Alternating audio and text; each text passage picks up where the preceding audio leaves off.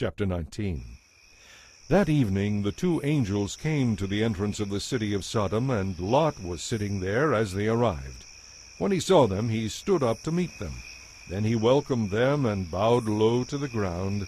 "My lords," he said, "come to my home to wash your feet and be my guests for the night. You may then get up in the morning as early as you like and be on your way again."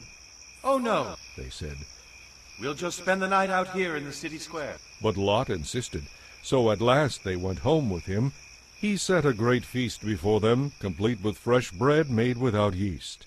After the meal, as they were preparing to retire for the night, all the men of Sodom, young and old, came from all over the city and surrounded the house.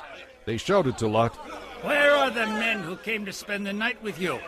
Bring them out so we can have sex with them." Lot stepped outside to talk to them, shutting the door behind him. "Please, my brothers," he begged. "don't do such a wicked thing. Look, I have 2 virgin daughters. Do with them as you wish, but leave these men alone, for they are under my protection." Stand back! Who do you think you are?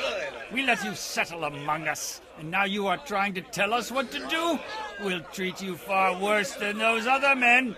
And they lunged at Lot and began breaking down the door. But the 2 angels reached out and pulled Lot in and bolted the door. Then they blinded the men of Sodom, so they couldn't find the doorway. "Do you have any other relatives here in the city?" the angels asked. "Get them out of this place, sons-in-law, sons, daughters, or anyone else, for we will destroy the city completely. The stench of the place has reached the Lord, and he has sent us to destroy it." So Lot rushed out to tell his daughters' fiancés. "Quick, get out of this city. The Lord is going to destroy it." But the young men thought he was only joking. At dawn the next morning the angels became insistent. "Hurry," they said to Lot. "Take your wife and your 2 daughters who are here. Get out of here right now, or you will be caught in the destruction of the city." When Lot still hesitated, the angels seized his hand and the hands of his wife and 2 daughters and rushed them to safety outside the city, for the Lord was merciful. "Run for your lives," the angels warned. "Do not stop anywhere in the valley, and don't look back. Escape to the mountains, or you will die." "Oh no, my lords, please," Lot begged. "you have been so kind to me and saved my life, and you have granted me such mercy. But I cannot go to the mountains. Disaster would catch up to me there, and I would soon die. See, there is a small village nearby. Please let me go there instead. Don't you see how small it is?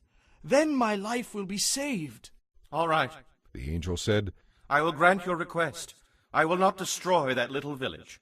But hurry, for I can do nothing until you are there." From that time on, that village was known as Zoar. The sun was rising as Lot reached the village. Then the Lord rained down fire and burning sulfur from the heavens on Sodom and Gomorrah. He utterly destroyed them, along with the other cities and villages of the plain, eliminating all life, people, plants, and animals alike. But Lot's wife looked back as she was following along behind him, and she became a pillar of salt. The next morning Abraham was up early and hurried out to the place where he had stood in the Lord's presence.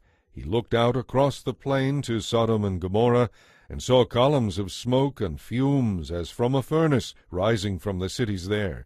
But God had listened to Abraham's request and kept Lot safe, removing him from the disaster that engulfed the cities on the plain. Afterward Lot left Zoar because he was afraid of the people there, and he went to live in a cave in the mountains with his 2 daughters.